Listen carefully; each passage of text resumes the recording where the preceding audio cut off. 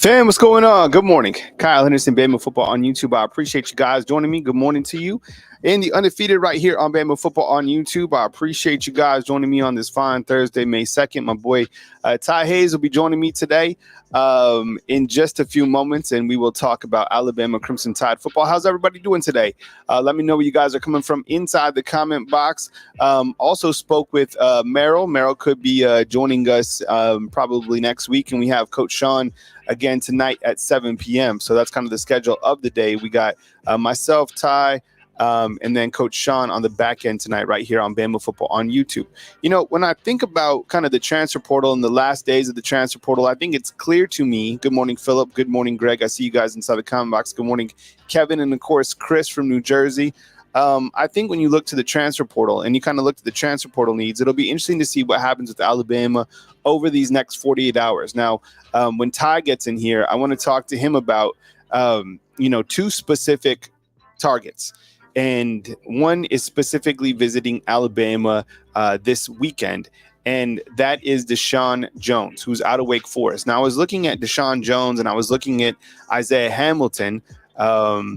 Isaiah Hamilton is the prospect out of Houston. You look to each of their games, and I think the thing I like about one of the additions, I think that depending on how things shake out for Alabama, what's clear to me is they need another member of the secondary, right? They need somebody to be added to the fold. So, and that comes with experience. Now, I don't know if you got like Deshaun Jones would be a fine addition, but I also think that Isaiah Hamilton would be a really fine addition. Did you know that he has 9 interceptions over the last 2 seasons of football? So when you think about a ball hawk or somebody that you could add that has a lot of versatility and is a playmaker, maybe Isaiah Hamilton is the better of the 2 prospects. The Deshaun Jones looks very comparable as well. And I think what I like about each of those guys, they have playing time. Remember, Alabama also added on Cam Howard from Charlotte, who played in 12 games. Ty, you ready to come on? All right, Ty Hayes of Around the Table Sports. Ty, what's up, man? Good morning to you. What's going on, everybody? So I'm talking about the transfer portal right now, and the final kind of, 24 hours, 48 hours. And remember, when these players are in, they could still commit at any point in time. But as we're looking at things, we're talking about Deshaun Jones. We're talking about Isaiah Hamilton. Let's start with Deshaun Jones out of Wake Forest. What's your take on a prospect like this? I like the fact that, clearly Alabama is going after players that do have experience. Checked in to Deshaun. I personally like Isaiah Hamilton a little bit more, but let's start kind of with Deshaun Jones. What's your take on him? Yeah, so I'm of the mindset that we need experience. And I've always seen this kind of duality of opinions online where when you're on Twitter, half of the camp are like, hey, we have these talented freshmen. The other half are like, no, we need to get something out the portal. And I'm like, listen, we have talented freshmen. The problem is if you have 1 or 2 injuries, which, listen, Alabama played Georgia in a national championship, and everybody always wants to talk about not having Mechie, not having Jamison Williams, lest we forget they didn't have Job or Jalen Armour-Davis in that game either. Mm-hmm. So we know what lack of depth can do. So that gets me to Deshaun Jones, and I'm a fan of both of these guys. I think both of these guys would be absolute major additions because of their experience and because they kind of fit into what Alabama wants to do as a defense. So whenever we look, he has he was very productive for Wake Forest. I'm pulling up his Pro Football Focus now. He had a bit more of a productive 2022 than he did 2023, but he stands 6 foot, 181. He's a redshirt sophomore, and that means that more than likely you're going to be able to get more than 1 year out of him. And it also gives you numbers on that outside cornerback position. So I would certainly be good with that addition. Yeah, I do like the fact that you do have, and I guess I never got to really ask you about Cam Howard coming in from Charlotte. And I sometimes feel that if, he comes from a non-Power 5 school, that means that he can't play at this level, whatever. I mean, you look back to Jalen Key, who was Mr. Irrelevant. I think he stepped in for Alabama and did, I would say, above average. I mean, he was taking Mr. Irrelevant. Have you had any time to kind of look to Cam Howard before we get to Isaiah Hamilton? Yeah, I have actually watched some film on him, and he's green. right? Like when I watch the film, I see a lot of things. I'm like, okay, this is nice. This excites me. I see some things and I'm like, okay, that's going to need to be cleaned up. But at the end of the day, that's exactly what you would expect with the freshman, right? Mm. What I can tell you is I have family in the area, and I actually have a cousin that does some real estate down in that area who is a big Charlotte fan.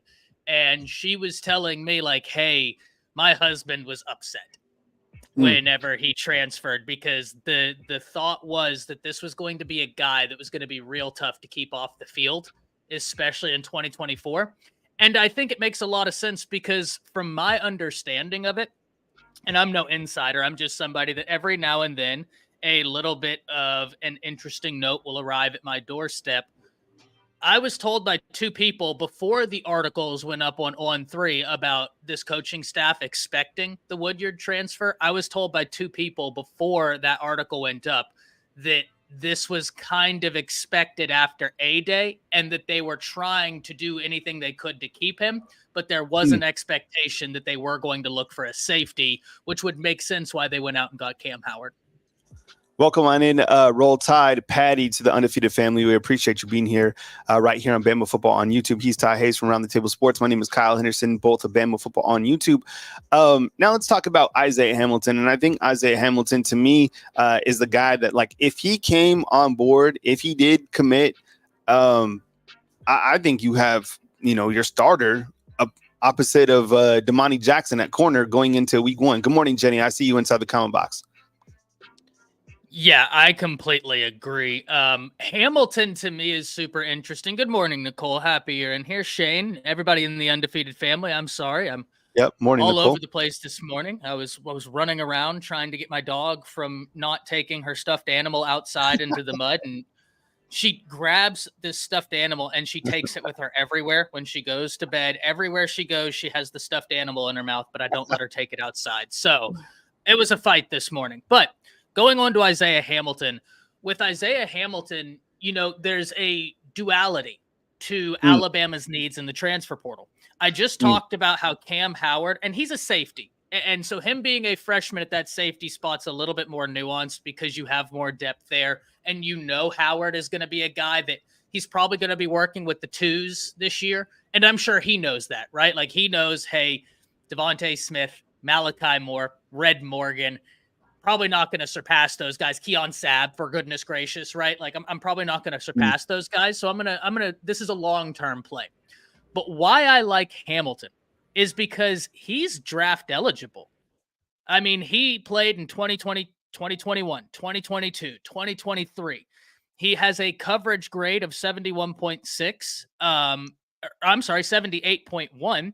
Yeah. And it's gotten better every single year. Now, the reason why I said that's a duality is because you have so many 5-star young freshmen. I think that it's principled, like I know we just talked about with Jones where he could have some eligibility left. I think it might be better to get a guy that's more established, more experienced, who won't have that eligibility left, for 2026. That way it is just a 1-year deal and you can have these freshmen learn from him and be ready by sophomore year. What else are we watching in the transfer portal during these last couple of days? I mean, we have Isaiah Hamilton. Is it just, do you feel it's just going to be someone from the secondary? Do you think there's, could there potentially, I guess anybody could, come on board, but kind of what are we watching, or what are you watching these last, hours of the transfer portal? Yeah, I think that right now, and I said this the other day, and Peyton Woodyard went into the transfer portal. So understand when I say this, I'm an idiot, right? And I own that. I have no qualms about that. As an idiot, I don't think anybody else is going to hit the portal in the wee hours of remaining eligibility. But I didn't, exactly think that we would lose Tony Mitchell and Woodyard.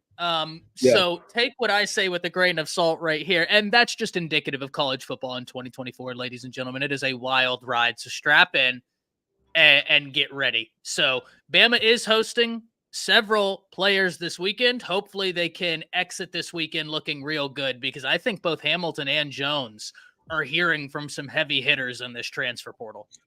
Good morning, Jenny and Nicole. As we said, Shane B, what's up? We see you inside the comment box. Jeff, thanks for the comments. Good morning, Jenny. Enjoy your trip to Hawaii for Mother's Day. We appreciate you. And thank you so much for being here. Ty, who else are we looking forward to kind of, that are like weekend visitors? Anybody from like the recruiting aspect, class of 2025 that's, kind of caught your attention? Listen, I haven't delved into who's going to be here this weekend. The only names I know of for sure are the names in the transfer portal. So like Khalil Jacobs, Jones, See, Hamilton. That's where I'm at too. Yeah. Yeah, I was on that field trip yesterday dealing with all the first graders. So I came home last night and it was like PTSD. I sat there with the 1,000-yard stare, just trying to watch some Shogun and decompress, because that's 100 first graders. That's a lot. Set the stage. What was happening yesterday with your field trip? So as many of you in the Undefeated know, my wife's a teacher, and so she volunteers me every now and then, and I don't mind it. Listen, they work hard, so anything I can do to help, I'm there. But she volunteered me to chaperone on a field trip because they didn't have the numbers, and I already have like a background check that's cleared through Denton ISD because I did some subbing. Whenever my channel was first getting off the ground, I would sub around here and just help out.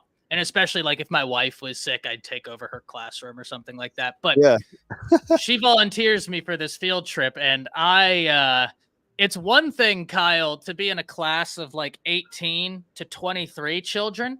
But then when there's like 7 first grade classes and there's like 130 little ones running around, I was like, oh, no. I told all the teachers at the end of the day, God bless, because like, I don't know how you do this 24/7, 365, but they're great. I mean, the teachers there were great. It was a good time, just absolutely exhausting. I was talking about this yesterday, and the defensive backs that have left from Alabama, counted them up. I mean, there's a ton of guys that left. And Peyton Woodyard, that one caught my attention as well. What's up, Adam? I see you inside the comment box as well. D Harsh is asking what restaurants to hit up in Tuscaloosa. Well, you definitely like Chuck's is like kind of the cornerstone for like top end. But you also have plenty of other restaurants. Like I always talk about Antojitos. It's like the best Mexican food that you can get, but there's like a million different Mexican places here in Tuscaloosa. A lot of people forget about Half Shell. Half Shell is right across the street from Chuck's. You also have like Full Moon Barbecue. Like, I mean, that's what's up over here. Along with, of course, like Dreamland. And yes, I did. T and I went out to Pop Stroke and we played and we almost got heat stroke. Ty, have you done this Pop Stroke thing? Is that in Texas yet? No. Pop Stroke is like, so Pop Stroke is Nick and the Sticks. Yes, Nick and the Sticks is like, and that's like an experience. So Pop Stroke, and T and I went there the other day in the morning. So it's a putt golf facility. What's up, Pastor B? See you inside the comment box. But it's like, it has, it's like a difficult putt. But with like, it's fun. So, it's like really putting. So you have to kind of read the slope of the green and, all that. And they have like, bunkers that you have to avoid. But the only problem is like the hotter it gets here, the more uncomfortable, like that thing should have like specifically here, it could have like an awning over it because with like fans, that would maybe make it a better experience. It was so hot, right? Because you're just out there, you're on the turf. It's that much hotter, but and then you can get food and drinks. So kind of picture like a Top Golf, but like for putt. So see, I'm terrible at golf, so that would it would be a great time because I'm so bad at golf. I'm one of those people that I know where my strengths lie, and it's not many, but I know where they lie, and I certainly know where they don't lie. So whenever I go like do golfing or something like that, I just have fun. I would tell all the members of the country club whenever they would be having a bad day, like, hey, if your front nine is bad, talk to Travis, who is my boss at the country club. And I'd be like, convince him to let me go on the back nine with you. I will have you feeling like you're Tiger Woods by the end of the day. You will beat me so bad. And I'm here for it. Like I'm just here to have a good time. I wanted to talk about kind of, Tony Mitchell. Because we haven't had a chance to talk about Tony Mitchell. Tony Mitchell, given a second chance by Coach Saban. is now leaving. I feel that a healthy Tony Mitchell competes somewhere, in the secondary for a potential starting spot. I don't think he was ever healthy this spring. What do you think, about Tony Mitchell? And just because you enter doesn't mean you leave.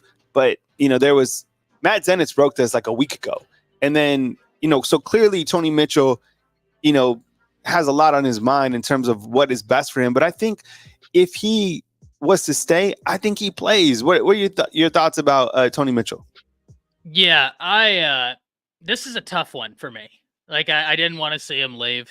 Obviously, I think he's very talented, and I think you hit the nail on the head. Dude is dealing with an injury, and you look at this is why I think it's so interesting whenever we have these conversations around the secondary, undefeated and Kyle, because we talk about needing depth in the secondary, but more poignantly, we need depth at cornerback because the secondary, in terms of safety, there's some really talented young dudes in that room. There's Malachi kicking it off. Devontae Smith, if he gets an opportunity, he's going to be very good.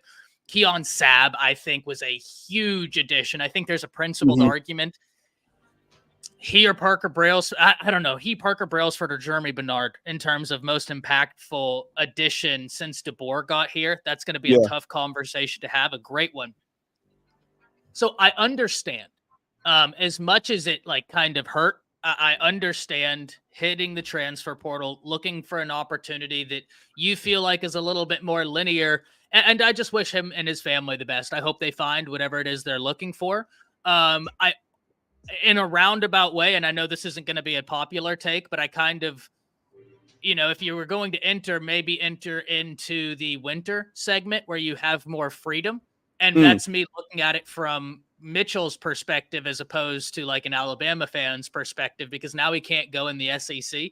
And while, listen, half of me is happy that he can't go in the SEC because I do believe he's very talented. I do believe once he sees the field, he's going to be a guy.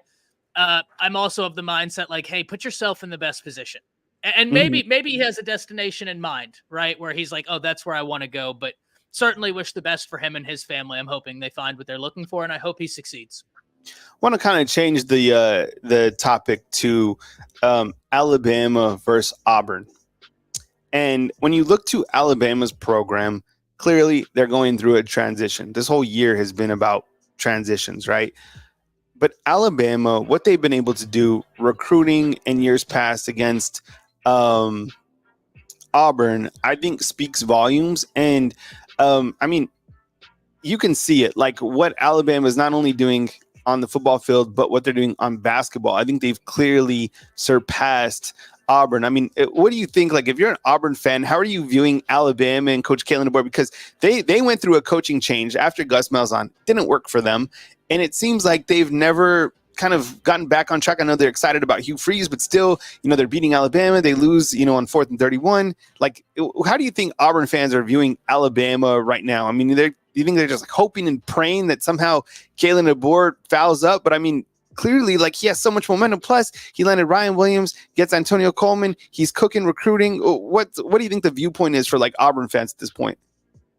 Yeah, so if I'm putting myself in the shoes of Auburn fans, and I'll certainly, do my best to remain objective in this, I would be looking at this almost like an opportunity if I'm an Auburn fan, right? Like, I know that Alabama is just on that next level, and I know that's where we're trying to get to.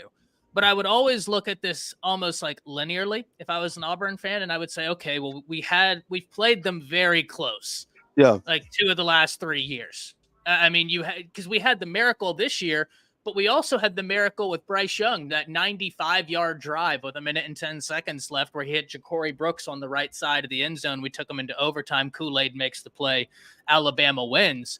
So if I was an Auburn fan, I'd be of the mindset like, okay, we've played Alabama very close. Hugh Freeze, no matter how you feel about him, right? Like, the one thing I will say, dude's a heck of a coach, right? Like he is. I have my reservations about Hugh Freeze, but it's less about X's and O's and more about off the field stuff, which that's not a conversation for here. Those are my inside thoughts, right? But I would almost be hopeful, not that, hey, it's us now. It's, hey, this is the best opportunity we've had since 2007 to really restamp this state. So we need to be purposeful and poignant with every single move we make. Like, everything has got to be determined. Because if I was an Auburn fan, I'd look at this as like, hey, though I'm not saying we're already ahead of Alabama, I am saying this is the best opportunity we've had since 2007 to make ourselves look like a brand on the uptrend in this state and to be able to capitalize off of it. And I think on top of that as well, like if you're an Auburn fan, I think, since I got here, Auburn basketball was above Alabama basketball. And now since Nate Oates has taken over, not only has Alabama been above Auburn football, but Auburn had that one thing, right? Was basketball. But now Nate Oates has taken that from them as well. And what he's doing, like he's made like Bruce Pearl, you could say whatever you want. He's a good basketball coach. Nate Oates has surpassed him. They just got a transfer from Auburn. Like they were just in the Final Four. And so if you're an Auburn fan, you must be furious because like, what do you have now? Ty, I wanted to ask you about the back end Alabama's football schedule, specifically because of a couple things. Like I see it as an incredible challenge, right? Like when you look to kind of the back end, and I mean, of course, there's two sections of the schedule. There's the front end, there's the back end. But this specific back end, in my opinion, starts with Tennessee. Okay. And actually, you could even say, so let's say this is the back section. Okay. And for Kalen DeBoer, who has never coached in the SEC, this will be different. This will be ultra challenging. I'll get it zoomed in a little bit tighter right here. This is a tough back end.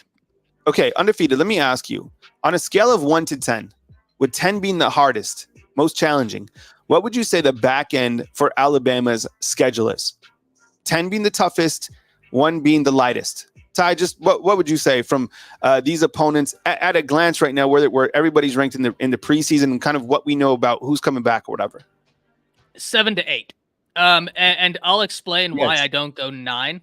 Because you have the Mercer break in there, and I'm about to give a little bit of a hot take, and this will probably come back to bite me. And if it does, listen, members of the Undefeated Kyle, one thing I think you guys have learned about me, I'll eat crow on this show. Like if I'm wrong, I will certainly admit I'm wrong, and we'll have an entire 20-minute segment. I've done this on my show multiple times, Kyle, where I picked a game wrong, and I'll lead off my show with like, hey, let's have a 15-minute conversation about why I was wrong, because that's a very powerful learning opportunity, right? To be able to identify where was my evaluation misplaced, why was it misplaced, and let's see if we can't learn from this.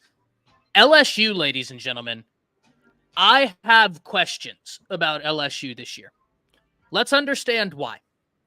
They have to replace the Heisman Trophy winner. Now, I'm actually of the mindset, Kyle, Nuss is a really good quarterback, man. I watched him whenever he was down here. I believe he was either at Marcus High School or Flower Mound High School. Either way, he was a hop, skip, and a jump from where I currently sit. Very talented guy. But it's not just that. They have to replace Will Campbell, their tackle, who was spectacular. Yeah. They have to replace those two monster outside wide receivers, though, admittedly. And shout out to 2 donations before I go any further. Beth James, I'm so sorry. I'm absolutely dyslexic, and it is a problem. Thank you for the $1.99. Your support means the world to us. Thank you for being here with us on this Thursday morning. And then Adam with the $20 saying offense will average 35 to 40 a game. Defense will likely allow 24 to 27 a game. Teams must keep the offense 30% below the average and score 20% above the defensive average to win. Only 3 teams will do that likely. Yeah, I think that's a very good evaluation, Adam. Thank you for the $20 and thank you for that discourse, because I think you're very well placed. I think you're very, very, very well placed in this. I love that, man. I love how you actually see, this is why I'm just a nerd, and y'all need to understand this. You give me Game of Thrones, like stats, I'm going to start eating it up. I love this analysis, Adam. We'll unpack this here in a bit. But going back to LSU. Well, hold on. You got to go over this too. Did anyone else hear that shout out for Ty on late kick? Was so damn pumped for it. Yeah, actually, right before I came on, the reason why I was, and I apologize, Kyle. I know you asked me to be here at 8:45, and I was here at like 8:47. My mom called me because she listens to Josh Pate, right? When she's working, she has it on Spotify. Yeah. And she called me this morning and she's like, "Oh my God. Oh my God." And I thought it was bad news because, there's been a lot of bad news here recently. And she was like, "Josh Pate mentioned you in the last few minutes of his podcast whenever he was talking about channels and stuff that you really need to watch. He was mentioning guys with On3, 24/7 Sports, some independent people, and I was one of the independent people that he name dropped, shouted out the channel. And I've always told you this, Kyle. I look up to Josh, and I've said this before. Guys, if you think he's a fantastic content creator, he's a better person. The guy, when I first got started, gave me 2.5 hours of his time on the phone with me as he's driving back home. And I was like, "Oh, I don't want to take up any more of your time, sir." He's like, "No, I'm here. I'm here. Whatever you need, let's talk." And so we ended up talking about advice. We talked about football. We talked about starting other channels. I mean, the guy has completely extended a lifeline to me. Will pick up the phone if I call. If I text, he will answer. And I really can't tell you how much Josh Pate means to me, right? 3 people in the industry that have allowed me to flourish. Kyle, you saw an opportunity with me. You saw something and you allowed me to come on here, and I very much will thank you for that. But also Josh Pate and Jake Crane over at Crane and Company. Before he ever got big, he sent me a DM and said, "Hey, man, love what you're doing. Keep it up." And I've gotten the opportunity to work with him on several different occasions over on High Top. Shout out High Top Sports. Love that guy.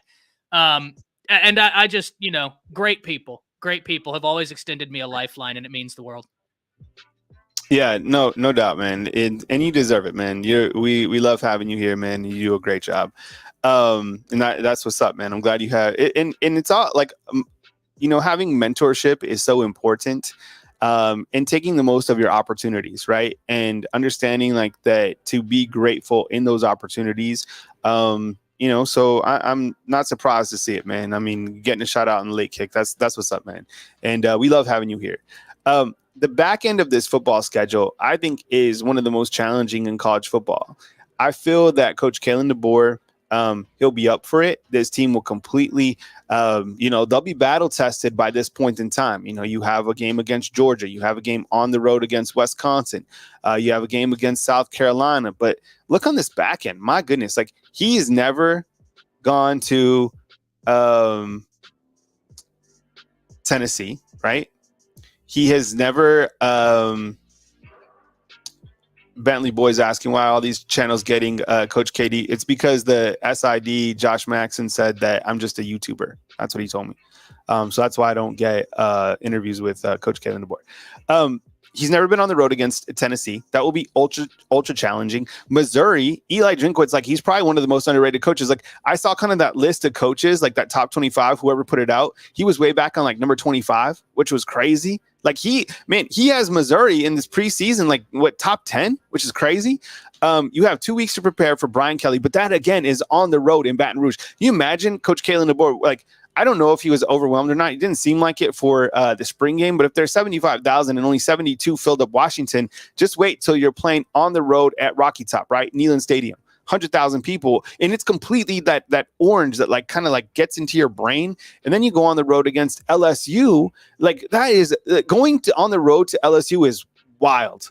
It's wild. I mean, that's going to be a good team. You come back, you play Mercer.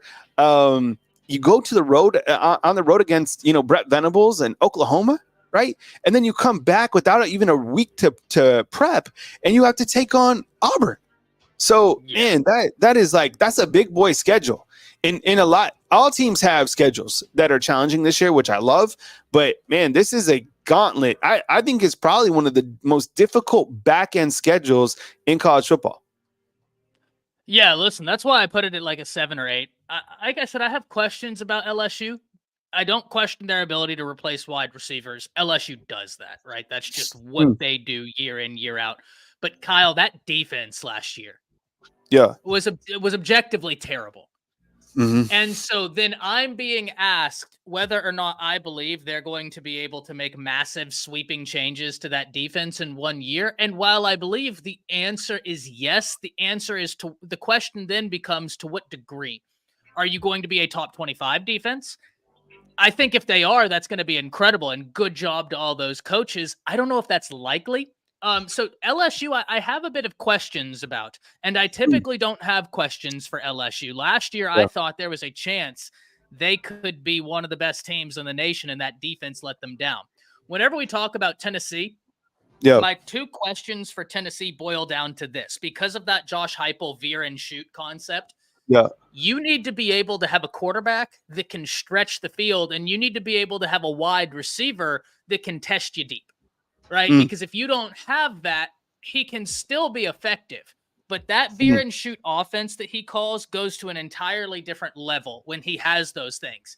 It's why whenever they had that with Hendon Hooker and Hyatt, they gave Alabama fits going out of that bunch or going into the bunch formation. Oh, Jesus. I can't remember whether it was into or out of the bunch formation. Either way, they do some awesome stuff up there. Very excited. And Nicholas Iamaleava, one of my favorite quarterbacks in that class, Yeah.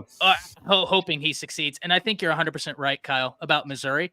Missouri's good. And ladies and gentlemen, Oklahoma is still building.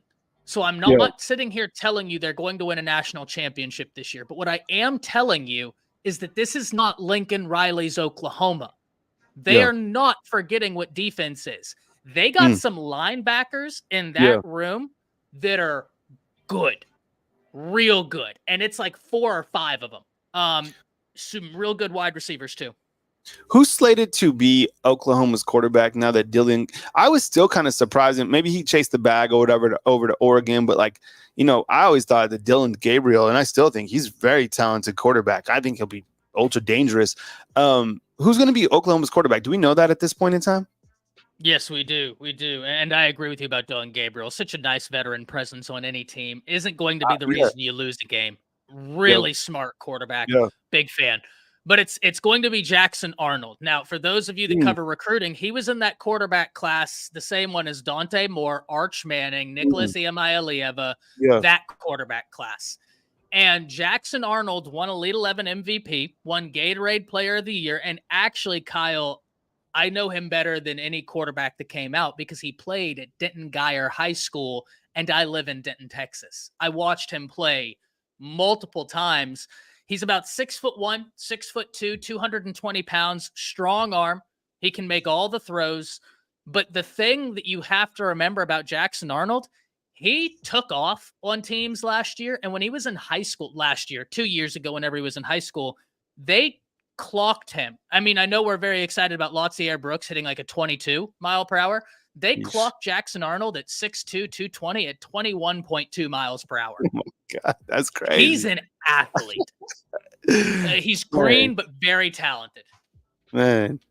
Yeah, well, Jalen Milrow, man, at 6'2", 230, 235, running that fast. That's crazy. He doesn't have Can't the wait- power that Milrow has, but he's very sneakily athletic, yeah. man. Like you'd look at him and be like, "Oh, you're just a solid quarterback," until he takes off on you, and then you're like, "Where the heck did this come from?" So I'm very excited about Jackson Arnold. Ty, I gotta run. Do your thing, maybe 30 minutes or whatever more if that fits your schedule. Close it out with the undefeated, and appreciate you, man. And I'll catch up with you next show right here on Bama Football on YouTube. You good with that? Absolutely, man. Absolutely. All right, Appreciate man. it. Take it away, Ty. Ty Hayes, Around the Table Sports. Please follow him. Please support him. And we'll catch you soon right here on Bama Football on YouTube. Appreciate that, Kyle. Everybody in the undefeated. Happy to be here with you all on this Thursday. What a day it's been. What a week it's been. Hopefully everybody is having a good day. But we need to talk about the exit of the transfer portal, because I think now, unless some paperwork is really dragging, we're at the end of the tunnel. I think everything is smooth sailing at this point. Alabama's getting in some transfer portal visitors this weekend, but in terms of the roster, I think it's pretty much well set, right? Jimmy Baker says the keeper of Blaze, the big, hey, yeah, somebody's got to keep Blaze in line. might as well be me, right? I'm not happy about having that responsibility, but somebody's got to do it. Because if I don't keep Blaze in line, good Lord. Good Lord. Jay, my man, happy you're in here. Happy you're in here. And how are you doing with your recovery, Jay? If I'm not mistaken, you just had a surgery not too long ago. How's your recovery going? Hopefully well. Certainly be in our thoughts and prayers, hoping you do good. Maddie P says, good morning, Ty, along with the fellow dudes and dudettes of the Undefeated. I hope everyone is having a wonderful week and love having the show back this morning. Excuse me, I'm drinking Celsius and sparkling water because I'm trying to get off Diet Coke. And so I need that carbonation. So a little bit of a burp in there. I apologize for that. Having a great morning, Maddie. I can't complain. Listen, the sun came up. I woke up. And so when you have a combination of those two things, it could always be a lot worse, right? So we're chugging along. And happy you're in here with us on this Thursday morning. Adam, great conversation earlier. Thank you for the donation, but thank you even more for that discourse. I think that was really cool. I love the way you kind of laid that out. Lynn, my man, good morning. I need to get in touch with you, Lynn. We will talk over Twitter. Because I talked to Merrill last night. He and I were texting back and forth. Love that guy, man. Love that guy. But I want to go back to this comment that Adam had. And I want to unpack this because I love stuff like this, man. I absolutely love stuff like this. It's going okay. Knee replacement surgery is really a painful recovery. Man, I can't imagine. Hopefully it goes well. I certainly hope that you have a great recovery and that it's speedy because I can't imagine that it's a smooth recovery. I mean, it's one of those things where it's like there are certain things we take for granted every single day. And I feel like, and this is going to sound odd, right? But I just feel like we walk around every single day and like, you don't think like, oh man, if my knee was ever not 100%, like what that would mean, the pain that would cause, the recovery that would cause, right? And yeah, I've seen some people go through the knee recovery surgeries and stuff like that, knee replacement. And it is, geez. It's a tough one, man. So certainly, Jay, please keep me updated, man. You guys know everybody in the Undefeated. Anything y'all are going through, we care. I certainly care about y'all. Y'all have allowed me a platform. And this isn't possible without y'all. It's not possible without y'all. And I don't want you to ever think that I've forgotten that, right? Because that means the world. Having y'all support, it allows me to pursue a dream. And whether that dream comes to fruition or not, it really doesn't matter because you guys have allowed me the agency to make it possible. So what ends up happening, it doesn't matter. Just know I'm forever grateful to every single one of you over here, every single one of you on my channel. And Shane says, Ty staying a professional with all the drama going on. Listen, Shane, it's because I certainly wish the best for Smook, right? I love that guy. That's my guy. And I'll certainly be there to help him in any way I can. But I just want to talk football, man. Like, that's all I want to do because I don't talk about what I have going on in the background, but I got some pretty heavy stuff going on in my background as well. And this is a therapy session for me.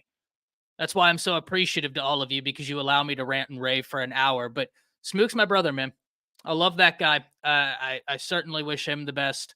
I'm very appreciative of Kyle for allowing me on this channel. And I just want everybody to like, the old phrase, can't we all get along? That's kind of how I operate. And so I just want the best for everybody involved. That's at the end of the day, if that happens, I will be happy. My happiness is determined on people being able to pursue their dreams because that's something I think in life we don't have enough agency. We don't have enough people actually out there telling you, hey, pursue your dreams. And so whenever I see people pursuing their dreams, I want them to be great. I want them to make it because I want to make it. And so certainly I wish the same for everybody. It's a big world. There's plenty of opportunity out here for all of us. And I just hope everybody succeeds in whatever it is they want to do. So yeah, it's been a crazy week, but it's one of those things where that's still my guy. Love him to death. He's always been there for me. Smook has, so I'm always going to root for him. Kyle has been there for me, so I'm going to root for him. And I just hope that everything can end amicably, right? I think that's just the way I look at it. But let's break this down. Offense will average 35 to 40 a game. Defense will likely 24 to 27 a game. Teams must keep the offense 30% below average and score 20% above the defense average to win. Only 3 teams will likely do that. Adam, if you don't mind me asking, who do you think those 3 teams are? Sean, I'm with you, man. I'm with you. But I'm like notoriously like drama averse, just because ladies and gentlemen, I'm 29 years old and I'm going gray. I'm going gray from stress right now. So I got enough stuff to stress about. And that's why I just want everybody to get along, man. I just want everybody to get along. I want the best for all parties involved. I'm just here trying to live out a dream and take it day by day. Ricky Smith says, "Wishes I was 29." I hear you. I hear you, man. I hear you, Ty. Stress me too. Yeah, man. It's I got some things going on in the background, and I don't need to bore y'all with them because everybody has issues. Everybody has things going on. I'm not special. So, who do you think those 3 teams are, Adam? Very interested in hearing from you because I think this is really fascinating. I think this is a really fascinating way to look at this. Defense will likely allow 24 to 27 a game. I certainly hope they allow less than that, but I think that there's 2 things that make it very possible.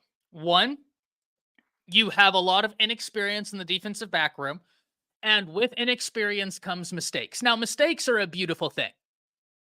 I tend to look at mistakes, I tend to look at failure a little bit differently because it's an opportunity. Mistakes are an opportunity. Failure is an opportunity. And if you capitalize off that opportunity and you can learn from it, then it's power. But if you're not able to capitalize off of those mistakes, off of those opportunities, then it's wasteful. But I certainly think you have the structure in place to be able to capitalize them. You're going gray because of copper deficiency? Maybe, man. It could be. Could be. I love this, Jimmy. If a wise man once said, if everybody got together and threw their problems into a pile to trade, you'd grab yours and run away as quickly as possible. That's probably 100% true, man. That's probably 100% true. Moonrocker, my guy. Happy you're in here on this Thursday. Bama will have a high-powered offense and not so good defense. I'm certainly hoping the defense is there. I have high hopes for the defensive front, especially once we see Otis getting back healthy, because I'm on my 8th rewatch of last season. And one thing I'm noticing is that Otis, man, he's such a difference maker when he's 100%. And then with the emergence of Tim Keenan, with slotting Otis back to his more natural position, I'm hoping that they can be massive difference makers. And one thing we need to understand, a truth we always need to understand, is that if you're able to generate pressure on a quarterback, you can really help out your secondary. Whether they're a young secondary or an experienced secondary, the name of the game is affecting the quarterback. And that's what I'm hoping this front can do. I'm very interested in who are going to be the dedicated pass rushers that really are able to hit home. And luckily, I think Alabama has names.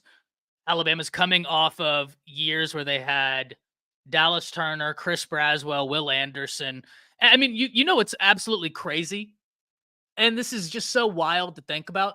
There was a point in time where Alabama's pass rush room featured Drew Sanders, Dallas Turner, Will Anderson, and Chris Braswell. I mean, that is absolutely insane. That's an unbelievable amount of talent in that room. I was always sad to see Drew Sanders go. That was probably the transfer that really hurt the most whenever that time period was around.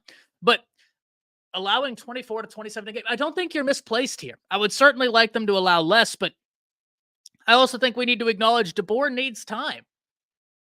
Like, there is an interesting parallel. There is an interesting balancing act right now, ladies and gentlemen. And this is a question for all of you. Good morning, Ty. That's, as always, a very strong name, my friend. Let me hit some comments before I get into this interesting parallel. Smook, go do big things. Chapman says, absolutely, Chapman. I hope the best for Smook. I talked to him yesterday. Love that guy. I'm there for him, man. I'm there for him. I just want all parties involved to do great things, right? I don't know the intimate details. It's not my place to know the intimate details. That's between two parties, and I'm just here wishing the best for both parties. And yeah, that's my position on it, man. I don't really know the full ins and outs, and it is what it is. Adam says Georgia, Tennessee, Oklahoma. Interesting 3, Adam. Interesting 3. Ole Miss. What is Alabama's complete schedule?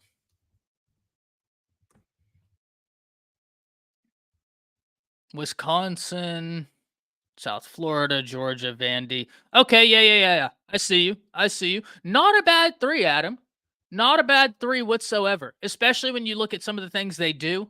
Having like a Deion Burks over there at Oklahoma. Bama does. I know. I just saw that. 100%, Shane. 100%. We wish the best for our guy. It's a long story, gentlemen, and I don't want to keep kind of going back to it. Just know that right now, there was a split, and I wish the best for all parties involved. Right?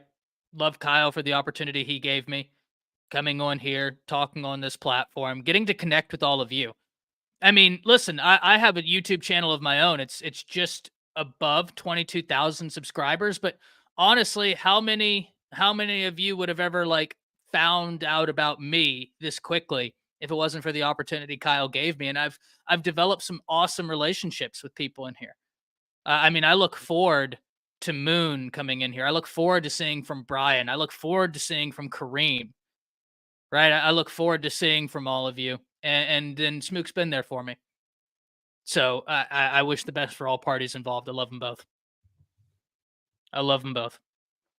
So I just kind of want to talk ball. You know what I mean? Because this is almost like a therapy session for me from what I've got going on. Because when I get off of here, I just got to stress about life. You know what I mean? So I just want to talk some ball.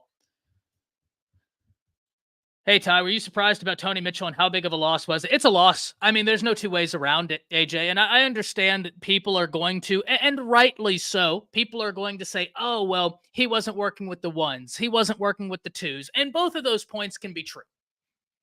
But he was also banged up. He was hurt. He's got high upside. And you want that, right? Like, it was a loss. Same with Woodyard. It was a loss. 2 guys with real high upside, 2 guys that continue the ability to have depth in that room. And depth is a powerful thing in college football. We've seen that. There's a reason why whenever I got on this show this morning, there's a reason why whenever I hopped on here, the first thing I said was everybody always talks about not having J-Mo in that national championship game and not having John Mechie in that national championship game against Georgia. But we don't talk enough. We don't talk enough about not having the cornerbacks in that room, not having Job, not having Jalen Armour Davis, right? Like, we don't talk enough about that. So we as Alabama fans have seen negative reactions from not having depth at the defensive back position, not having depth that you feel like, hey, we can go out there and be successful 1 through 4. We've seen it firsthand. And I'm someone who looks at that national championship game differently than most people. You want to know why? Yeah, I think it'd have been a different game if all those guys were healthy. At the end of the day, Bama still had opportunities to go out and win that game. So, yes, I give credence to saying it would have been a different game with those guys in there. But ladies and gentlemen, if we're being as objective as possible, Alabama had all the opportunity in the world to go win that game. And they didn't capitalize on the opportunities presented. Now, would the other guys capitalized on those opportunities? Probably. But they were there. They were there. And it didn't come to fruition. So you need people that you can trust. You need people that you can trust. So how many people we had chances? We had too many. 100%, Ricky. This is something I've always stated. This is why I've always been a little bit in my own view of that national championship game, because you had a touchdown pass dropped. You had a first down dropped. 2 first downs dropped. You had someone, and I'm not going to bash someone for slipping on a route. That happens, right? Like, that happens with starters. They go to get out of their break and they're using so much force they slip. I don't fault Billingsley for slipping on the route. That happens. That absolutely happens. So I don't, that's why I'm not going to, put that one up there, because that's just a football play. But when a ball hits you in the hands and it's not caught, we can talk about that. They didn't capitalize on the opportunities presented. I wish you did. I used to, man. I used to, and I want to get back to it. It's just a lot of things going on right now. You know what I mean? Just a lot of things going on right now. It seems like we'd have 15 scholarships open, but I keep hearing 1 to 2. Any official I think they have 1 to 2. I don't actually know that, David. But also, there's a lot of interesting talk around what you can do with roster management right now. And whether or not you can supplement some of these things. A lot of interesting conversations around that, especially with NIL. And I don't know the ins and outs of that. I don't know the ins and outs of that. But how many defensive backs would I like to see? I agree 100% with this. Now, Moon, the only thing, and I'm of a different mindset of this, right? So I'm very interested in hearing from all of you. Let me get something to drink real fast, because I'm very interested in hearing from all of you. I like Hamilton because he's experienced, but I also like Pond from JMU because he has so much eligibility left. And there's this interesting balancing act that you must do in the transfer portal. Are you going to get a guy as like a 1-year Band-Aid, or are you going to get a guy that you're like, hey, he will come in here and contribute for years? Understand, either one could lead to a negative reaction. With every action, there is an equal and opposite reaction. We know this to be true.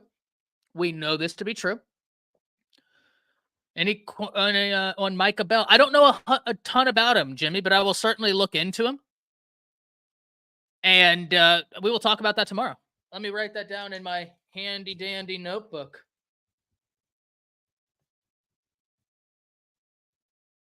I will watch some Notre Dame today. I prefer the guys with at least 2 years remaining. I don't fault you for that. I don't fault you for that in the slightest, Kareem. Not in the slightest. But it is an interesting balancing act, one that I absolutely think is such a fascinating conversation to have. Because Pond is only solid for 1 year in this. Hey, Josh, listen.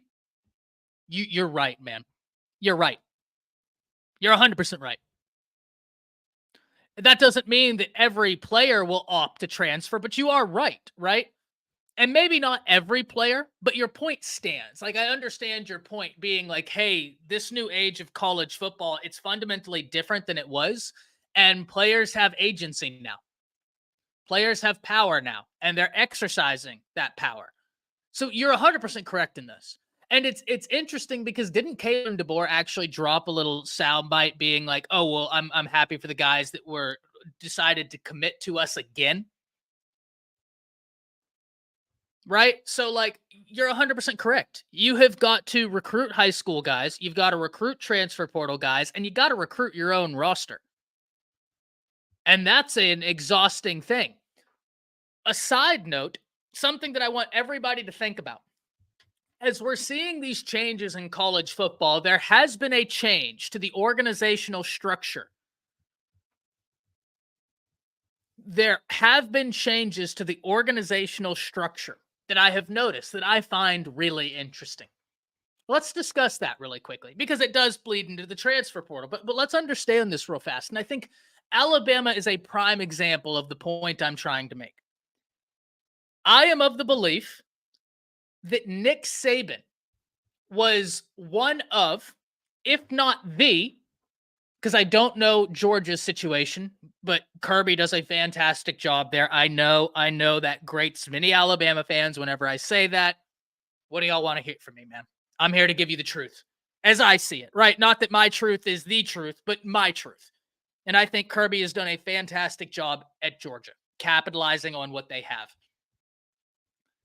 But I am of the belief that Nick Saban was the last, if not one of the last, great CEOs in college football.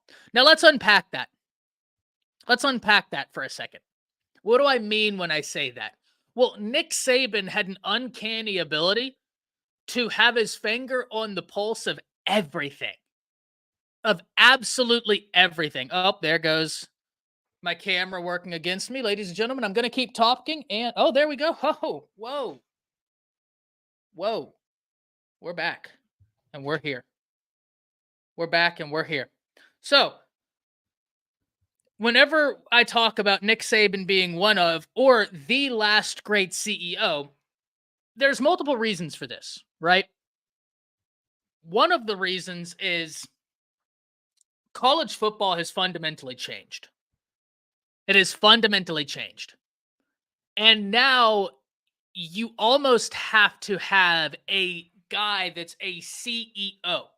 Were there any CEOs outside of Saban? That's why I said, like, I don't know how Dabo, but then Dabo, we get into the conversation of like, Dabo, you're a fantastic coach, but you have fundamentally neglected the changes in college football. And that's why Clemson, though still a really good program, Clemson got left behind in some capacity. But I don't know how Georgia has theirs structured. And Ricky, you'll see the point I'm making here in a second, but understand there is a reason I bring Saban back into this equation because I think it proves a larger point. 100%, Jeremy. 100%. 100%. I don't know how Georgia views this. So, my take on the changing landscape of college football, and when I say Nick Saban was the last, if not one of the last great CEOs, is that coaches used to have an ability, or the great ones had their finger on the pulse. And one of the things that made Nick Saban so great, one of the fundamental lessons that I have taken from Nick Saban. Well, Ricky, you'll see where I'm going with this, right? It's a larger point. It's not talking about Saban. It's talking about college football and the changing of the guard in college football and why I think Alabama did such a good job. So you'll see. Fear not, my friend. Fear not. And you might disagree, and that's perfectly fair, right? But you'll see where I'm going with this. Now, you now have like a Courtney Morgan, who's a general manager. Well, ladies and gentlemen, before you didn't have Courtney Morgan at Alabama because Nick Saban was the CEO. Apple trying to hold me down. Nick Saban was the CEO. He was the one doing all of this scouting. He was the one in the office. I don't know if y'all remember, but years ago, they were trying to implement rules against Nick Saban and Urban Meyer because all these coaches across the nation, they wanted to go on vacation in the offseason.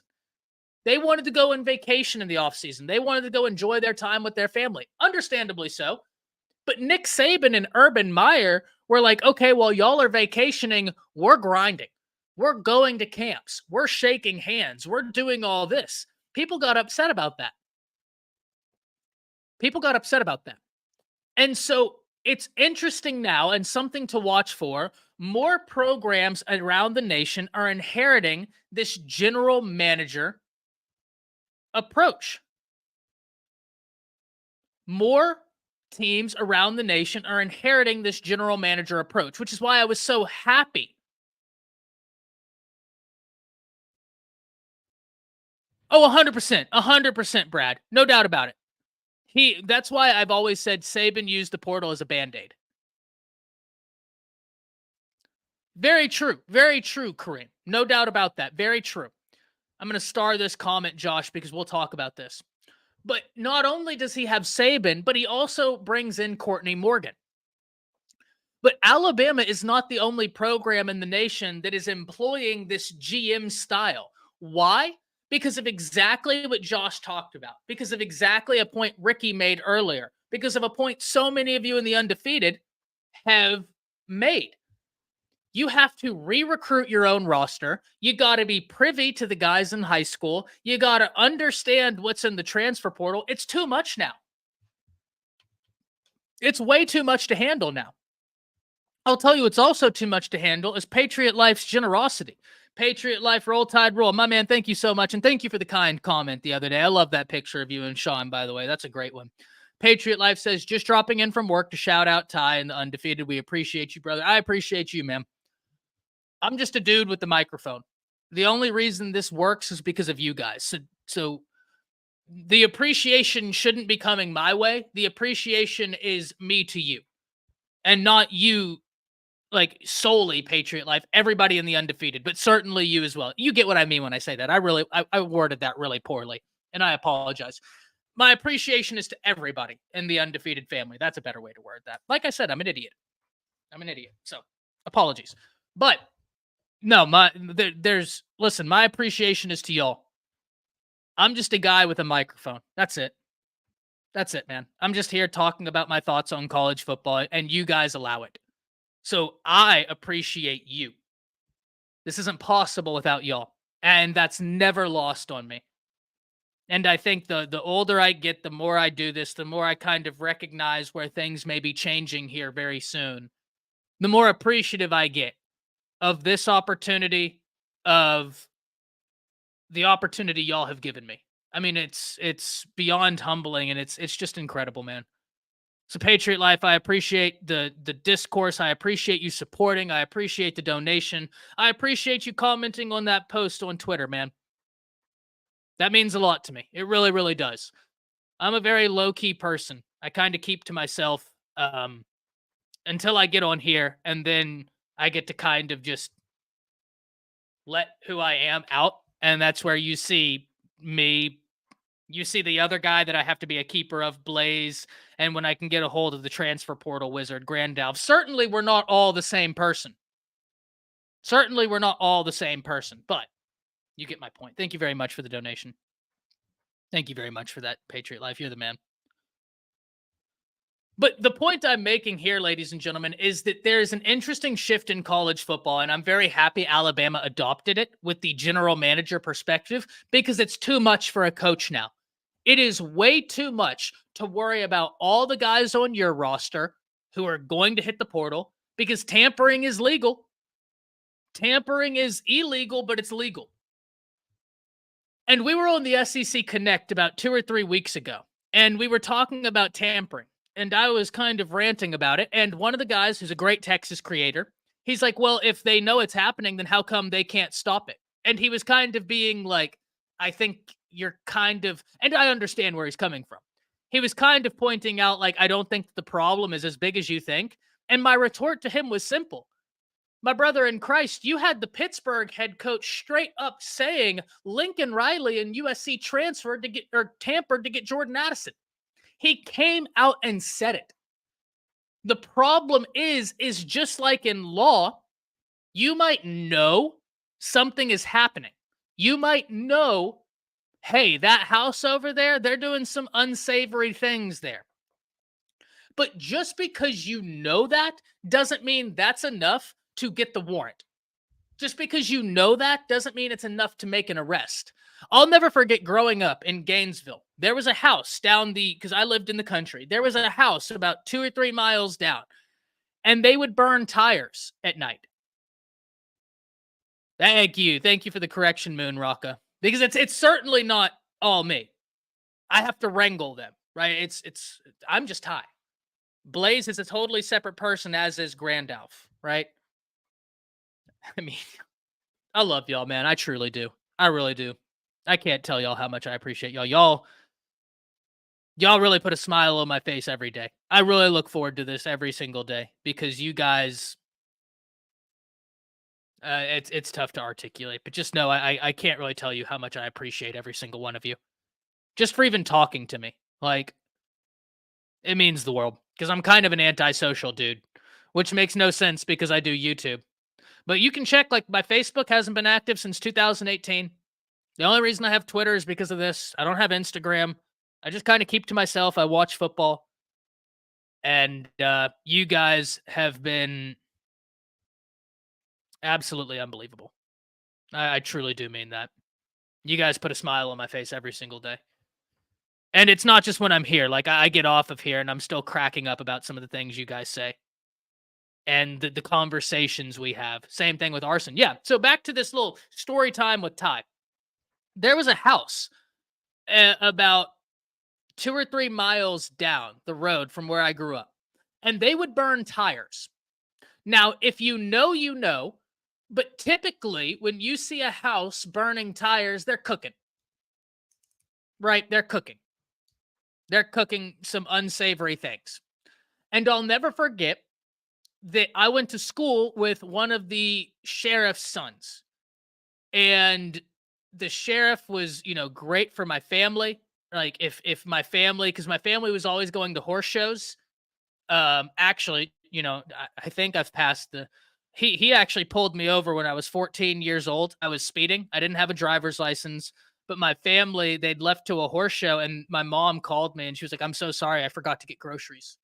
Please try and I'll try and find somebody to go get you groceries." Well, me being an ornery little ranch kid, I tried to do it myself and he pulled me over. This sheriff did.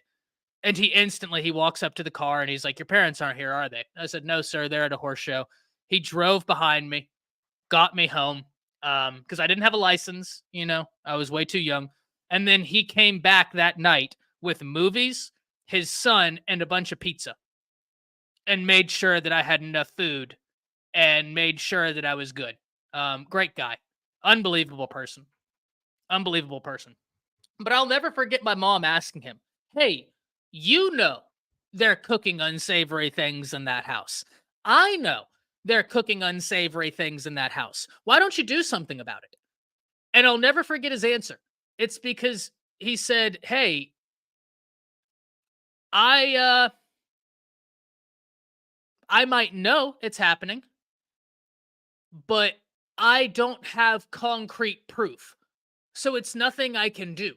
I can't just go to the judge and say, 'Hey, these dudes are acting weird.' I think." Even if it's an I think that's at a 99%. He's like, I can't get anything for that. So until they actually do something that we can be like, "Okay, that's worthy of getting the warrant," there's nothing we can do. It's very similar to tampering now, ladies and gentlemen. That's why I make that analogy. Because you had Pat Narduzzi at Pittsburgh straight up. Yep, Rocket, you called it 100%, man. Actually, crazy story, man. A few years later, the dude was in there doing his thing, and he blew the house up. I'll never forget hearing the boom, and then like an hour later, driving into town to kind of see what was happening, and that house was gone. Gone. He blew that house to Timbuktu. It was wild. But those people would break into the ranch and steal stuff to be able to fund stuff. And so that's why we ended up having that. Anyways, neither here nor there. I know y'all love when I say that. That's very analogous to college football. You had Pat Narduzzi straight up saying, "Hey, this guy tampered. Jordan Addison was our best player, and they tampered, and now he's at USC." And the NCAA sat on their hands. Why? Because unless you have concrete proof, I'm sorry. And even if you had proof of saying Caleb Williams reached out to Jordan Addison, unless they could prove that that came at the direction and behest of an administrator or coach, you can't do anything. And so this is why It's very important to have a GM. In fact, OU, Brent Venables just hired a guy to do it. Courtney Morgan at Alabama, whenever he got off that plane, I sat back and I was like, this is interesting. This is interesting. And it's a trend that's happening all across college football. As Coach Sean says, I love that guy. I love Coach Sean. As he says, and shout out to Coach Sean for, well, he didn't allow me to use the phrase, but I certainly hope I use it to make him proud. The truth is in the details. And when you see this changing of the guard in college football, Sandman, get out of here with that. War damn chicken. No. I will allow multiple types of trash talk, Sandman, but you have gone too far. You have gone too far. That is funny, though. That changing of the guard, pay attention to it because it's meaningful. Now, I saw some great comments up here. Ty, my thoughts on who the most powerful people in Alabama program and other programs has changed after a meeting last night. We heard about a lawsuit in Virginia that's going to change everything. Is that the which lawsuit is that, Lynn? I don't know that I actually know that one. I don't know that I actually know that one. Now, if you can't disclose, by all means, my man, I understand. But, like, I'm interested. But I love... You know what, Sandman?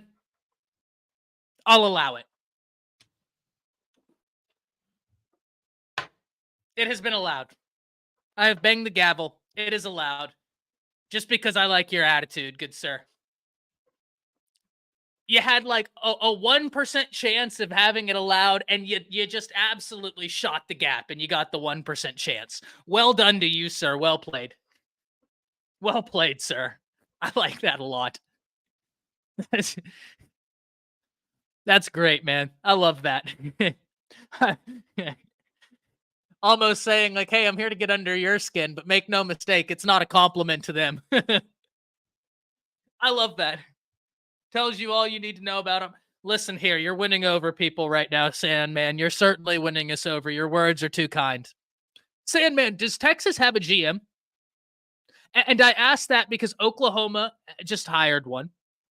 Or a director, like an overarching director, because we're right before you got in here, we're talking about the changing of the guard in college football and how you used to have head coaches kind of being like these CEOs. But now there's so much to worry about because your roster is going to get picked apart. You have to recruit. Yeah, so kind of a GM. Yeah, fair. It's happening everywhere, and it is. I'm not saying that this is new. I'm not saying a director of player personnel is new. What I am saying is that their roles are massively expanding because they have to. That's why I was so excited when Courtney Morgan hopped off that plane because it was almost like an admission of, yeah, this is the new wave. I'm telling you, probably the thing I'm most excited about with this new age SEC is the reignition of the Texas A&M rivalry. I don't think people realize how good for college football that is. That is unbelievable for college football. Plus, getting a more consistent Texas-Arkansas, that's awesome. I'm definitely down for that. And then this UT rivalry is going to be fun. They'll have a passing offensive core. And Jimmy, the crazy thing is they're not alone in that. They're not alone in that. So is Courtney Morgan Bama's in a roundabout way, Jonathan? Yes. In a roundabout way, yes. Are we going to have a punting coordinator too? If it helps. If it helps. Oh, we've had some great comments. Let me see. With all the SEC, they're already doing that, my brother. Already doing that, Brad. It's just not out in the open. But Josh Pate had an unbelievable a segment about this the other day about how it's already happening. It's just already happening like in the background. Ty, did they base Breaking Bad off your neighborhood or off your neighbors? No, but I actually have another crazy story. Do y'all watch HBO?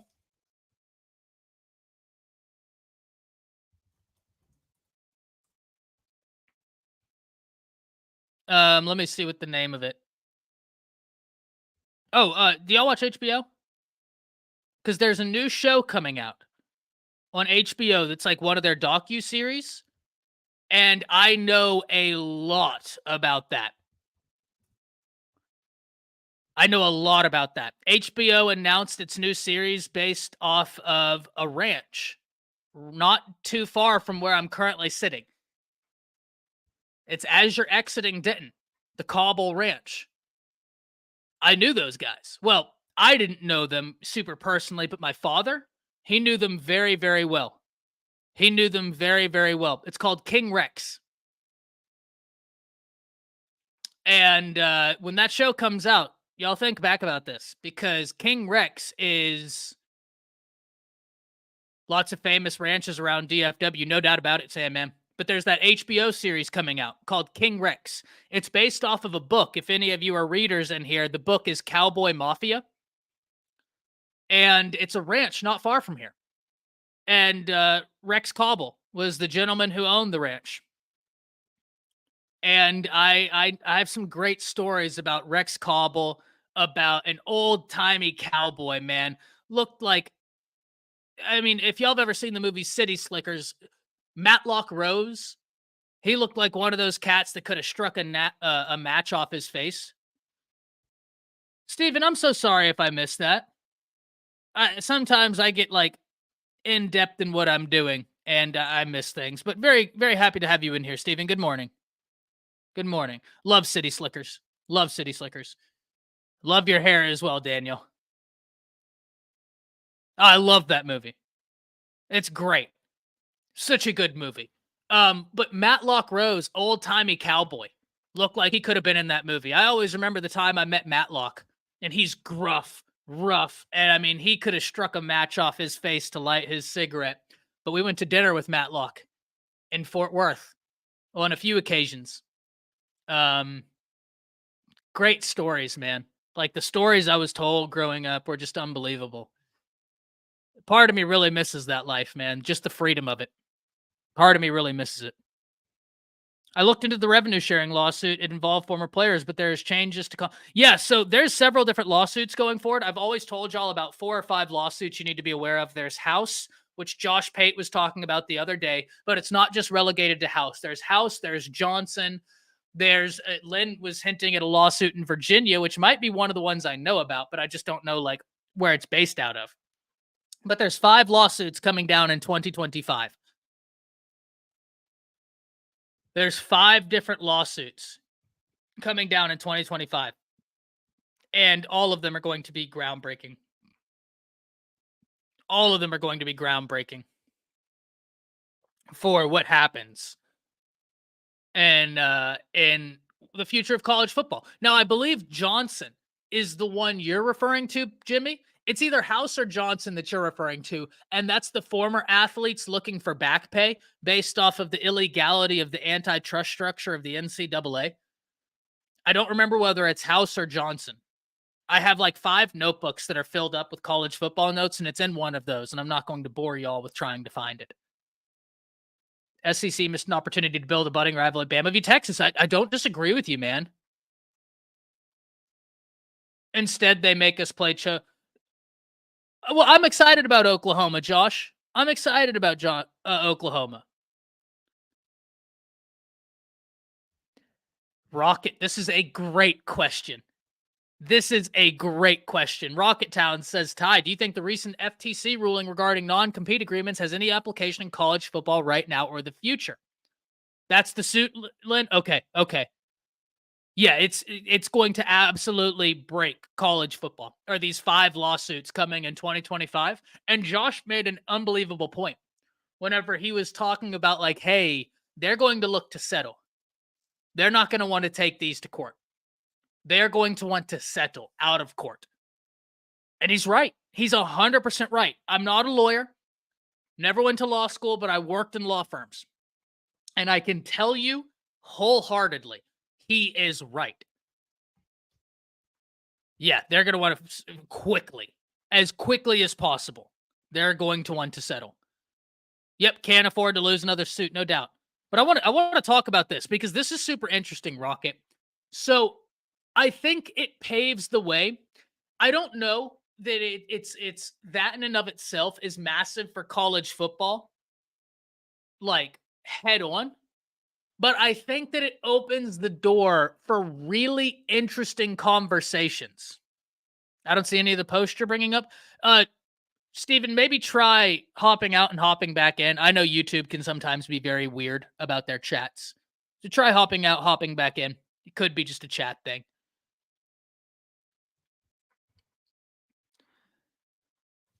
I think, Rocket, that it might not be direct, but I think what it could do is have overarching implications that shake the business world and therefore college football. Now, they're going to challenge this.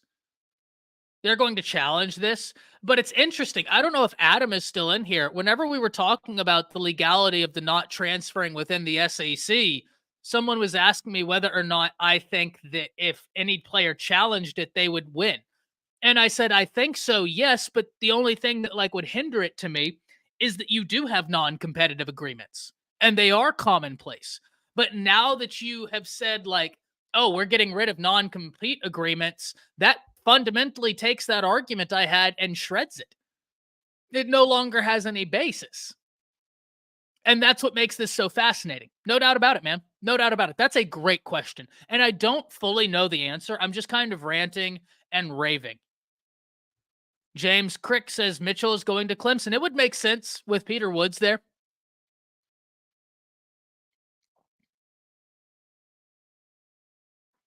It would make sense. I don't see a major impact. Yeah, I kind of side with you, Brad. I think that it's one of those things where if we're talking about, okay, now I'm going into like super legal brain tie, and I apologize to all of the good people here because you're about to hear me go super legal brain tie. So sorry about that. But it's one of these interesting things where it's like, okay, what is impact? How do we define impact? Because if I always look at this like a pond, okay? You throw a rock in a pond. Are we defining impact as the literal area of impact? Or are we defining impact as the overarching effect of throwing that rock in a pond? I want to hear from everybody in the undefeated before we go any further with that. What do you think? Because that will paint, right? This is also going back into the CATS test, a Supreme Court. Well, maybe it's not CATS. Maybe I'm confusing it, but I believe it's the CATS test. The subjective versus objective expectations that a reasonable individual would have.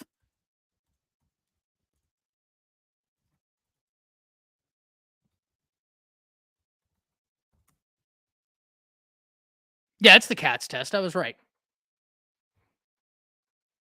I believe they have two open, Chris, but I want to hear from y'all. How do you define impact? Subjectively, as a people. Adam, my man, thank you for being in here. Thank you for being in here. Means the world, man. I'm just lucky to have unbelievable people like you all in here. But I'm interested in hearing from all of you. Adam, even yourself, if you want to answer this real quick. Your opinion on the UAB stuff? Yeah, Josh, I'll talk about that here in a bit. But do me one kindness, everybody in the undefeated. We got 128 people watching right now. I'd like at least 20 to 30 answers on this. And I'm doing this for a reason, right? Because this is part of the CATS test. Now, the CATS test deals with the subjective versus objective expectations of privacy. But per you guys, your opinions, do you believe that whenever I give you the analogy of throwing a rock in a pond, is impact defined as the literal area of impact where that rock makes contact with water? Or is impact the overarching effects from what happens once the rock contacts water thereafter?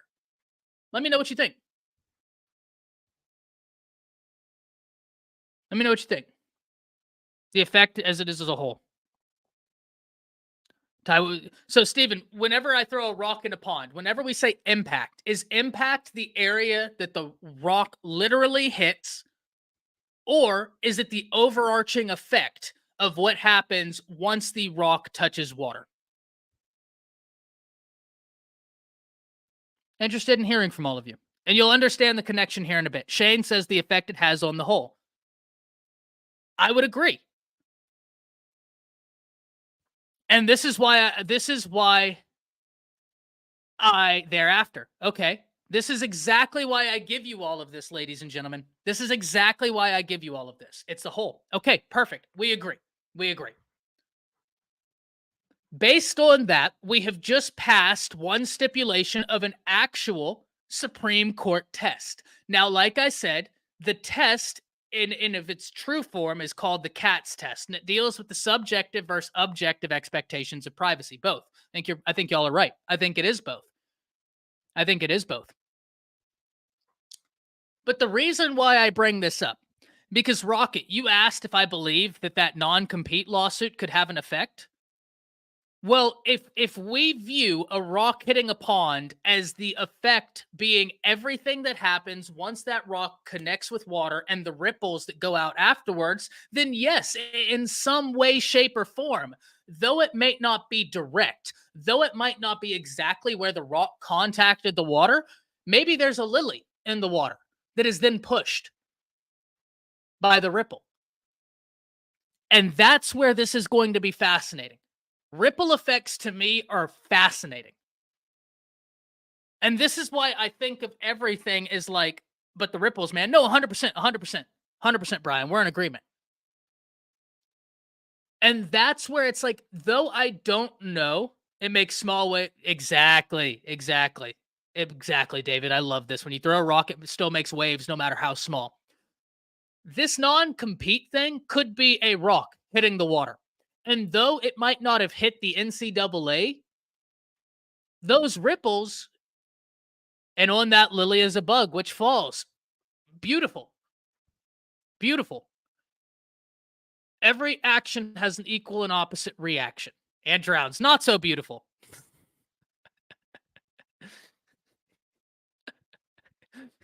We went from beautiful to not so beautiful. But you're right, Ruben. You're right. You are right. And I understand this is a football channel, and I'm not trying to get too philosophical in here. But I would also be remiss if I didn't give you my expectations and my thoughts, right? Plus, if I don't tell you guys, I have to tell my wife. And then if I have to tell her, she's going to come in here unhappy with all of you and being like, just please let him rant. Just please let him rant. Because if not, he has to rant to me. So, yeah, no, that's why I think it's such an interesting conversation, Rocket, and I love that question. Now, we had someone ask about Josh Miller, your opinion on the UAB stuff. Yeah, I think that UAB is just kind of ahead of a trend that we will see happening. They are yeah, 100%, Adam. They are pushing something that is inevitably coming. Now, when it will happen, how it will happen, I don't know. But we also just saw a court case ruling that Dartmouth could unionize. And listen, basketball is different than football. But with UAB doing it now, they're just trying to be ahead of the curve.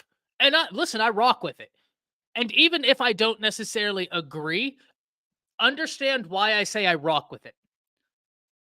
Joshua, I knew someone was going to do it, and I commend you, but no. I commend you, but no. Understand why when I say I rock with it. No, Diddy, bro. There you go. There you go. I rock with it because someone's got to push the issue. The NCAA has been stagnant. It's the same reason why I tell y'all I'm fascinated with the transfer portal. That's not to say that I agree with all of the ins and outs and the happenings of the transfer portal. That's not to say I agree with it in entirely of its current capacity. Why I'm fascinated with it, because I'm fascinated with agents of change. And the transfer portal is inevitably an agent of change. This will be something, along with the illegality of the NCAA's antitrust structure. They did, Greg. They did. They were smacked down, and now we're seeing things accelerate. So this is why it's so fascinating. Push the issue. Push the issue.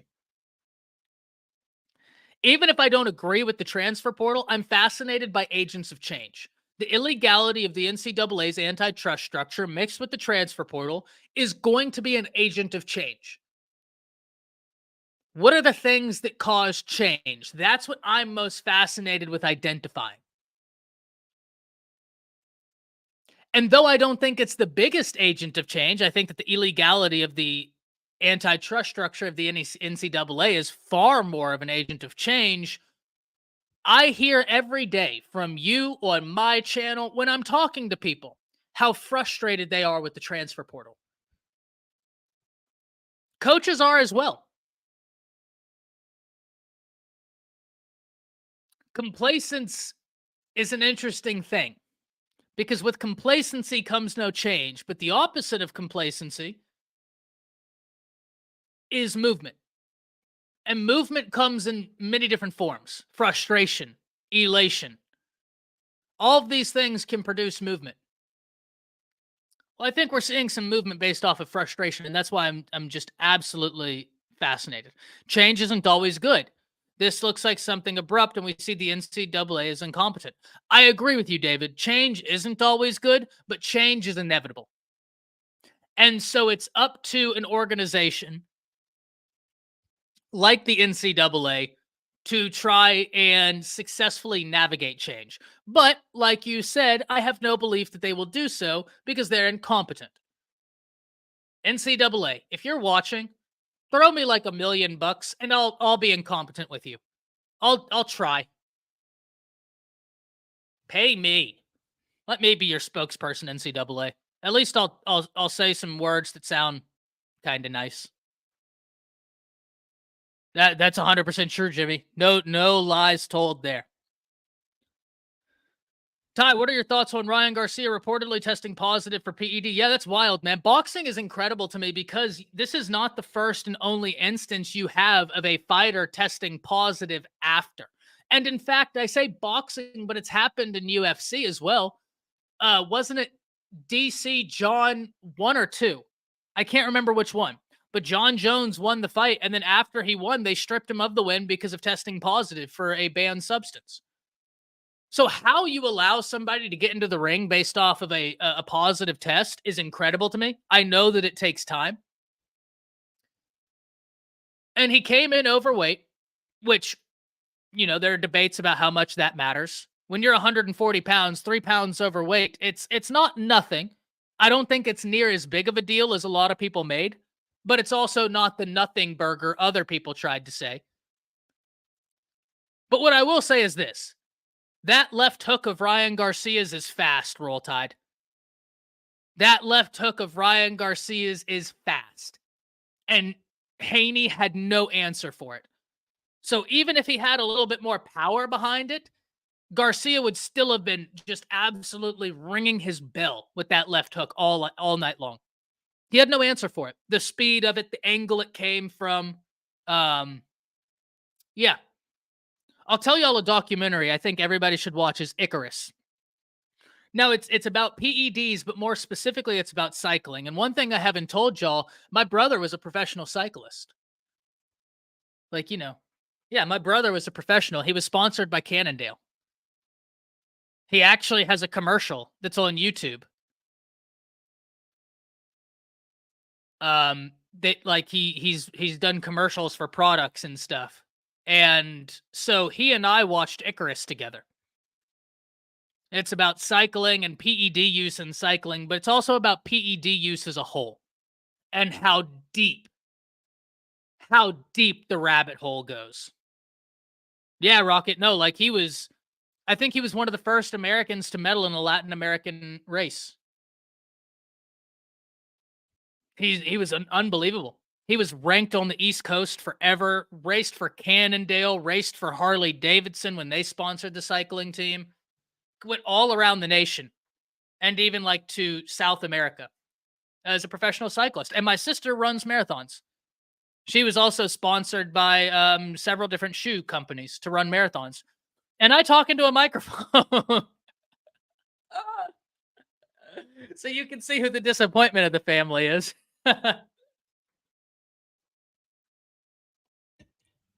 What are you going to do? Cycle, it's super dirty. Super dirty. I'll tell you what's wild, Shane. Years ago, my brother came to visit us because I've never lived with my brother or my sister. They've always lived in Virginia, and I've always lived here. And that sucks. That's why I want to get to Virginia, is to be with them. But neither here nor there. I know someone's going to jump on that. It's like a tick. I can't help it. I remember years ago, we were eating dinner at the ranch, and my dad was talking to him about like the Tour de France. And he was like, "Oh, how pumped up for you. Like, how great is Armstrong?" And my brother was like, "He's incredible." He's like, "He's doping to the gills, though, but he's incredible."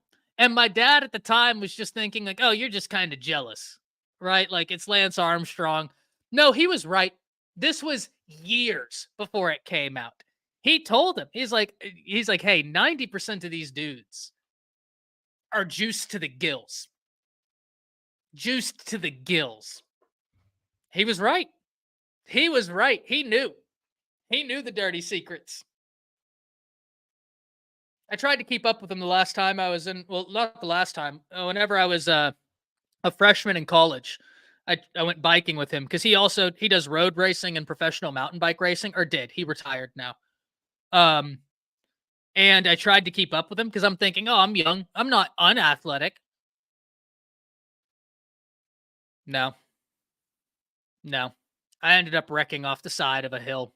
It was a bad time. Not for him. He laughed, but for me, it was a bad time. So yeah, it sucks that he got popped for the PEDs, speaking about Garcia, but at the same time, like, I don't want to say that it would have made no difference because maybe, I don't know, maybe he wouldn't have had the power. I don't know. That's not for me to say, right? I've never stood across from Ryan Garcia and known what a left hook felt like whenever he was clean. And maybe he is clean. Maybe it was a false positive. I don't know. I just don't know that it would have made like a huge difference because he couldn't find an answer for that left hook. Haney could not find an answer for it. He had no clue how to stop it, and it was getting there so quick. And I picked Haney. So, I was real wrong. You can throw tomatoes at me. It's understandable. What do you think our chances are at landing these two corners we got visiting?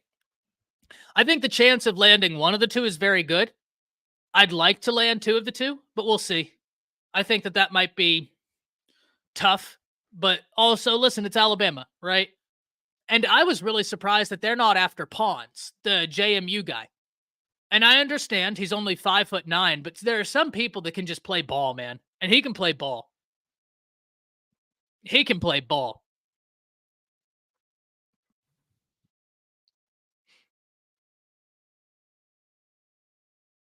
What, Haney? Coach Saban said the players should get money from revenue sharing. 100%, Steven. Revenue sharing should be a thing. It's ridiculous that it's not. David says, how about just take a flyer on Kermani at this point? If it works, he's an immense potential. If not, what are you out? I don't disagree in its entirety with this logic, but the issue isn't talent, David. The issue is lack of experience. Now, the issue is also numbers, if we're being as honest as possible. The issue is also a lack of numbers. So you do need depth. Whether they're going to be cornerback 1, cornerback 2, or cornerback 3, you need depth. And so I understand where you're coming from, but I would rather get depth that has some level of experience because then it's satisfying two major needs instead of just one. Jimmy says, and his attitude. Yeah, listen, I've never met the kid, right? But it didn't go well at Colorado. And sometimes locations just are not good. Sometimes locations are not good. Hacker says, unless he was a cancer in the locker room. And he very well could be, right? I don't know. All I know is that, like, I would rather kind of, if we're going with someone inexperienced, I'd rather go with the guys that committed to Bama. I've never had a conversation with Kermani. So I don't know whether he's just, I like this, Jimmy, his perceived attitude. Yeah, that's 100%. Like, maybe it was a location thing. Maybe it wasn't a good marriage. Or maybe it's an actual issue. That's not for me to say. I've never talked to him. And I know there was plenty of chaos in Boulder this past season. So I would really love to land one of these two guys that are visiting this weekend. I really was hoping. I don't understand why Bama, which, listen, the coaches are so much smarter than I am. So I'm an idiot giving my opinion on this, right? And I understand that.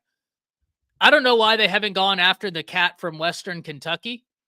And I don't know why they haven't gone after Pond. Brian says Garcia has improved. Heck yeah, he has, man. Heck yeah, he has. And listen, I thought that, speaking of that fight, I thought that while Garcia may have improved, I thought Haney would have improved more from like the last time they fought. I was like, oh, well, I just think Haney's continued to improve so much. But dead wrong. Absolutely dead wrong on that. Listen, sometimes you have a weapon and you know how to use that weapon. And if they can't stop it, it's all she wrote. I think they want DBs who have been in a 4.25 and less of a learning curve. Yeah, I love this. Great. Great point here, Brad. No doubt about it. Familiarity with the offensive scheme. Familiarity with the defensive scheme. Very good point. Very, very good point.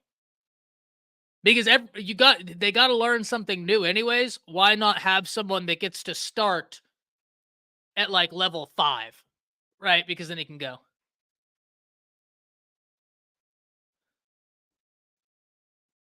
So, yeah, great point. Great point, Brad.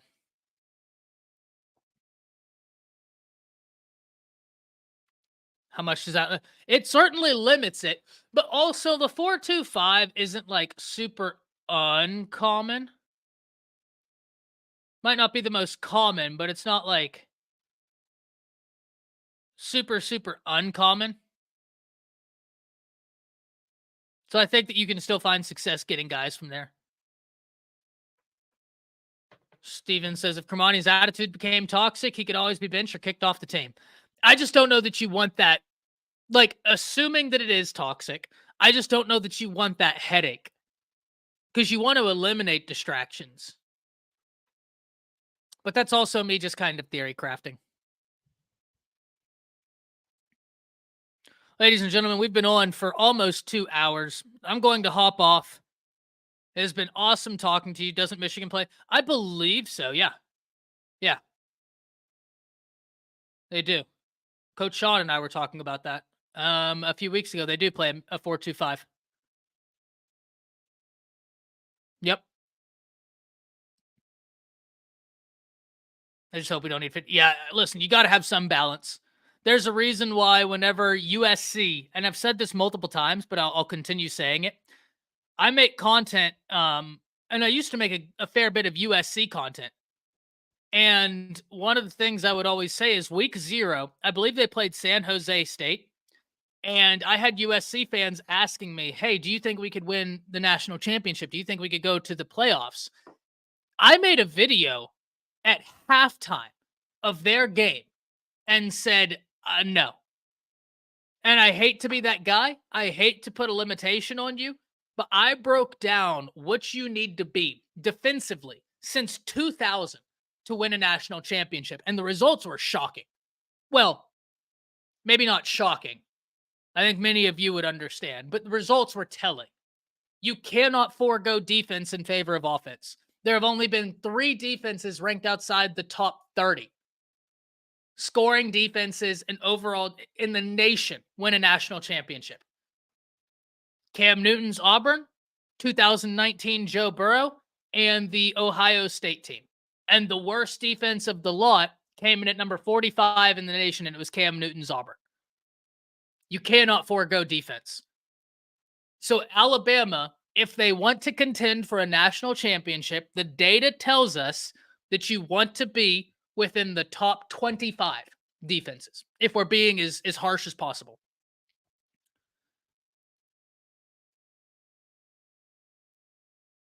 Yeah. Hey, great point, Jermaine. This will be the last point I make. Great point. Because Steve Sarkisian actually just gave a really great interview. Stephen, Coach Sean is here. He had a show last night. I haven't talked to Jance. Unfortunately, like I said, I was chaperoning yesterday, so I wasn't super tapped in to what was happening. And then I was on another channel Tuesday night, so I've been all over the place. I don't know what's really happened, right? I haven't gotten the whole story. I haven't talked to everybody involved. So, like I said, I'm just wishing all parties the best. I'm very thankful to Kyle for giving me this platform, for giving me this opportunity. Love Smook. That's my brother. I'm not sure, Steven. I know he did a show last night, and I think he's doing some more here soon. But you'd have to ask Sean that. I don't want to speak for anybody, right? It's not my place to speak for anybody. So I really shouldn't say. But Jermaine, we'll hit this comment and then we'll get out of here. He says, well, Michigan players played well against the pass and they can hold up good enough against the run. This defense makes you go 10 to 12 plays just to score. It's fascinating you say that because I completely agree. But you know who else completely agrees? Sark. Sark just did an interview talking about how we need to be able to capitalize scoring off of a 1-play drive, a 2-play drive, a 3-play drive. Like he was talking about why he needed speed on the outside. And he's like, well, we need to be able to score whenever, whether it's 1 plays, 2 plays, 3 plays, because when you go to like a 10, 12, 13, 14 play drive, you're only maximizing the probability you have of making a mistake. So it's super fascinating you have this comment because you're 100% right. You're 100% right.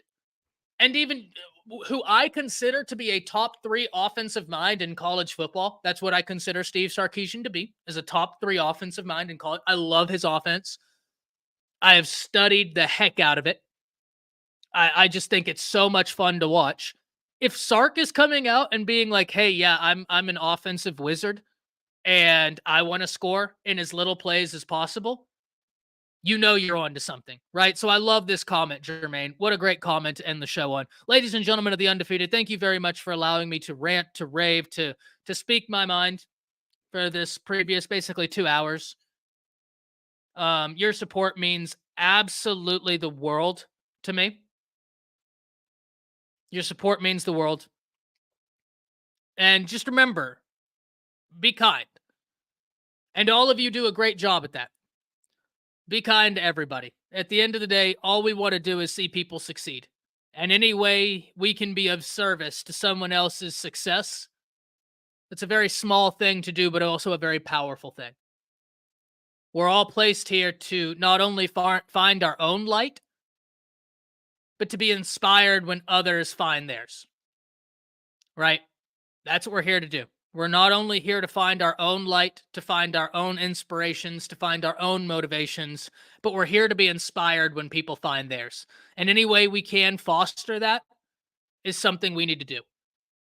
So I say that to make, kind of a closing remark, hoping the best for all parties involved. And Jimmy, they don't have to make a decision in any time. They could make a decision the first day of fall camp.